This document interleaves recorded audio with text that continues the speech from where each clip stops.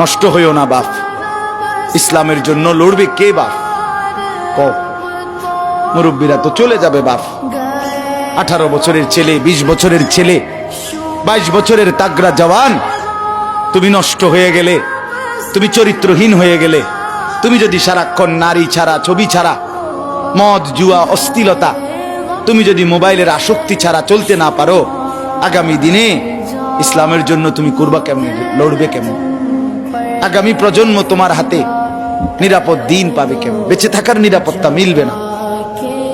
বেঁচে থাকা 53 বছর বাংলাদেশের বয়স, 53 বছরের সমাজে বেনামাজির সংখ্যা যদি এত বেশি হয়, 53 বছরের ভিতরে মোবাইলে আসক্ত যুবকের সংখ্যা যদি এত বেশি হয়, 53 বছরের ভিতরে বেপর্দা নারীর পরিমাণ যদি এত বেশি হয়, এত মসজিদ মাদ্রাসা চারদিকে থাকার পরেও যদি এই মসজিদ মাদ্রাসা ষড়যন্ত্রের কারণে কমে যায়,